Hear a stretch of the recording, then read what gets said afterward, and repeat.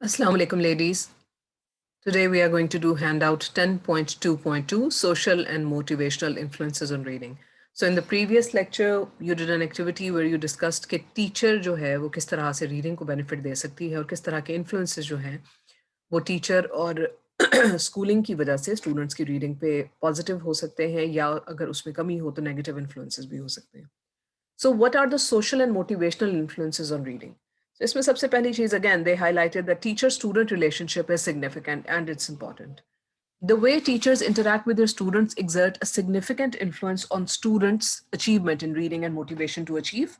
Although a comprehensive review of the teacher-student interaction literature is beyond the scope of this paper, two aspects are particularly relevant to our focus here. So basically, you do understand that the kind of relationship and the kind of influence a teacher has on the students that affects the way they learn anything, not just reading, but anything. लेकिन ये कि इसमें दो aspects जो हैं research की light में they are more important. So one is teacher expectations. There is extensive coverage of the topic of teacher expectations for their students' performance. In general, research indicates teachers' perceptions of and expectation about their students are affected by student race and social class.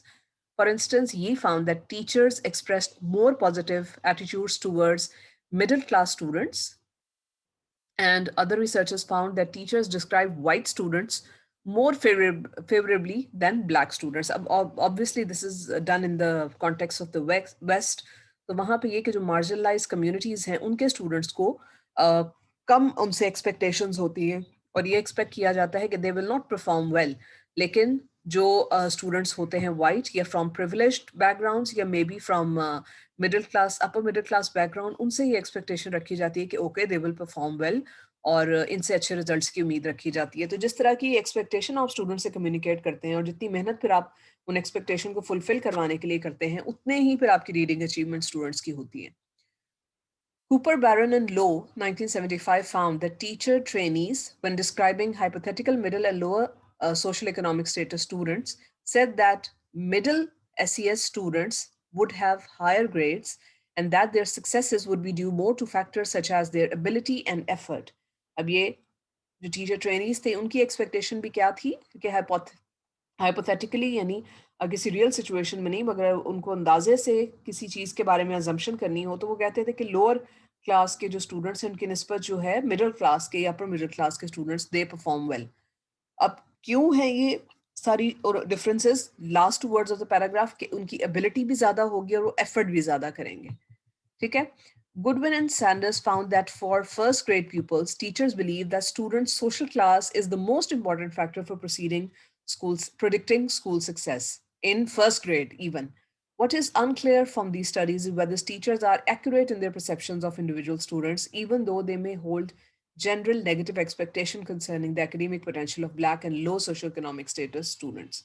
अब यहाँ पे ये बात clear नहीं करती research के क्या जो उनकी assumptions और perceptions होती हैं एक पूरे जनरल ग्रुप के बारे में कि ये सारे स्टूडेंट्स अब इस तरह की बैकग्राउंड से हैं तो इनके साथ ये एक्सपेक्टेशन होनी चाहिए ये इतना परफॉर्म करेंगे तो क्या इसकी वजह से वो इंडिविजुअल स्टूडेंट्स पे जो है उसके बारे में भी उनकी परसेप्शन वैसी ही रहती है या फिर ये कि वो हर स्टूडेंट को इंडिविजुअली डील करते हैं. तो this is something which is a cause for concern कि अगर आप एक ग्रुप को एक ही तरह का समझ के सभी को तवज्जो ना दे तो उनमें से एक या दो स्टूडेंट भी अगर कोई ब्राइट होंगे तो वो भी ऑब्वियसली निगलेक्ट होके उनकी भी परफॉर्मेंस डाउन रहेगी.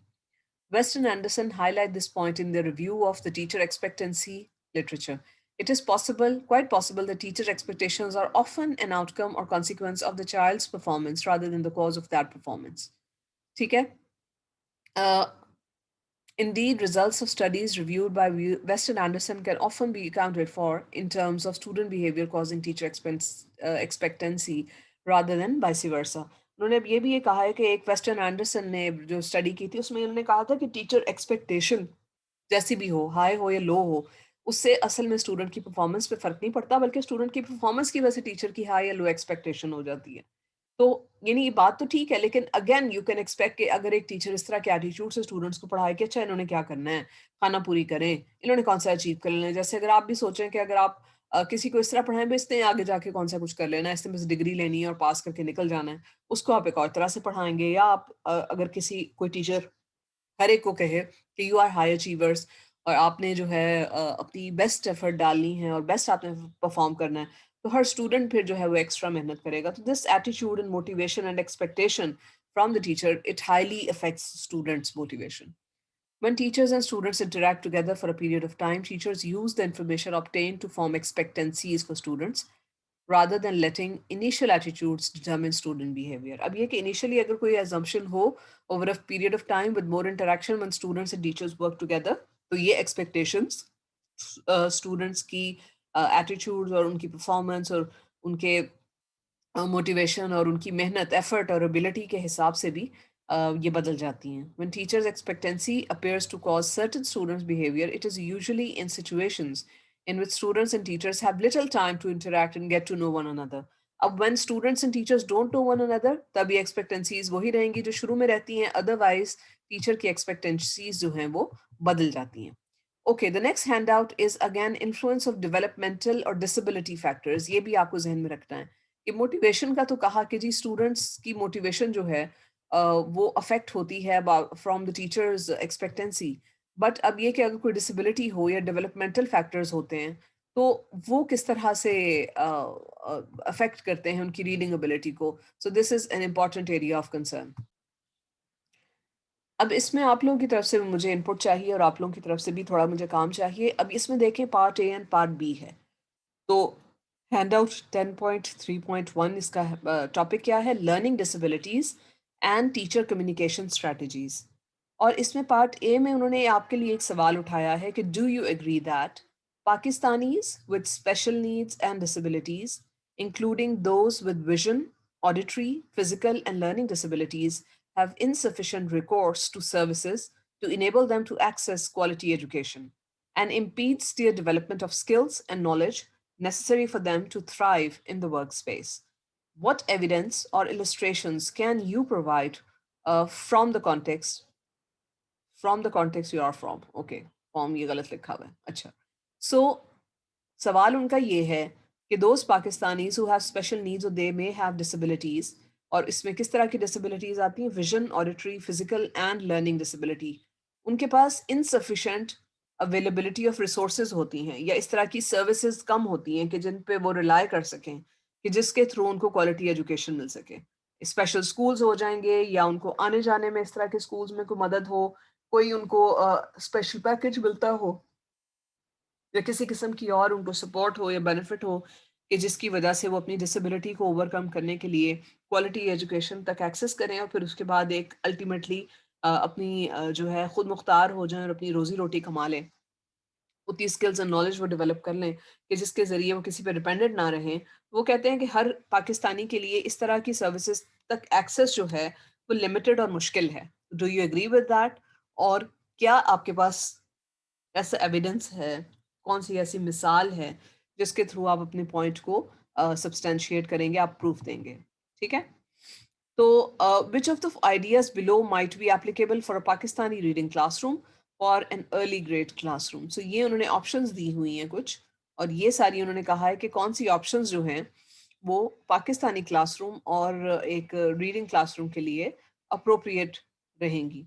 ठीक है. सो let's have a look at the options a bit, और फिर ये आपने खुद से भी पढ़ना है and we'll have to discuss this in class. So these language-based difficulties are compounded with students with learning disabilities are English language learners. Below there are some suggestions for making your classroom more inviting for all students who have difficulties with language.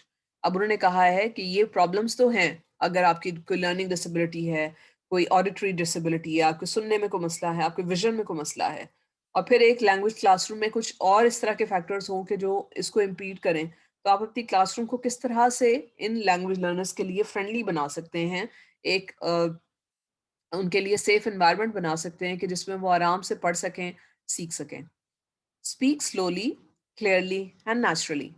If your pace tends to be fast, focus on ensuring that each syllable is clear rather than trying to speak slowly. Try using shorter sentences, Ask your students to signal you if you are speaking too quickly. ठीक है? अब ये कोई आपके ऐसे लोग बच्चे के जिनको कोई ना कोई डिफिकल्टी है इन रीडिंग या उनकी कोई डिसेबिलिटी है, उसके लिए आप ये चीज कर सकते हैं या नहीं कर सकते, you have to inform me and will have a general discussion. Face your students and avoid putting your hand in front of your face, ताकि आपके लिप्स, आपकी मूवमेंट और आइडियली आपका आई कांटेक्ट भी जो है वो स्टूडेंट्स तक अपनी बात, आपकी बात पहुंचाए. Where practical, turn off machines that create background noise. For instance अगर पंखों की बहुत ज़्यादा आवाज़ है, आप किसी तरह से कम कर सकते हैं. तो नॉइजी क्लासरूम्स को आप एक तो उनकी लोकेशन इतनी होनी चाहिए कि कोई इर्द गिर्द शोर ना हो, और दूसरा ये कि आपके अंदर क्लासरूम के कोई इस तरह का इक्विपमेंट ना हो या इस तरह की कोई भी चीज़ ना हो कि जिसकी वजह से कोई ना कोई डिस्ट्रैक्शन क्रिएट हो. Be careful when you use idioms. ठीक है? और ये ईडियम्स जो हैं या मुहावरे हर एक की समझ में नहीं आते, स्पेशली जो है उन्होंने कहा है कि लर्निंग डिसेबिलिटी कोई भी हो इंग्लिश लैंग्वेज लर्नर्स की, तो उनको ये नहीं समझ आते मुहावरे. ठीक है? तो आपको इसको सिंप्लीफाई करना चाहिए. Then tone of voice, facial expression की बात है. तो when you ask a person with learning disability a question, they often hesitate before they answer because they need to make sure they heard the words in order. तो उनको आप उतना time दें. So these are the different points which will be discussed together. So just have a look. You have these handouts. Supplement language in your classroom with pictures, manipulative objects, kinesthetic activities. ये किस तरह से हो सकता है खासतौर पे young learners के साथ. तो आपकी क्या suggestion है? Tell your students when something is particularly important. तो उसके लिए आप अपने जो है लैंग्वेज के मार्कर्स इस्तेमाल कर सकते हैं, आप अपने पॉइंट्स को एम्फसाइज कर सकते हैं ताकि उनको याद रहे. Allow and encourage students to tape record your classes. अब कुछ स्टूडेंट्स जिनको कम देर से समझ आती है, आप उनके लिए रिकॉर्डिंग अलाउ कर दें ताकि वो दोबारा से अपने टाइम पे भी जाके उसको सुन लें. If possible provide a written outline of your talk. तो आप यानी रिटन हैंडआउट्स भी दें, खाली सुन के उनको शायद ना समझ आए. These are different points. So would you agree और वुड यू डिसएग्री कि किस तरह से ये स्टूडेंट्स जो हैं वो फैसिलिटेट होंगे.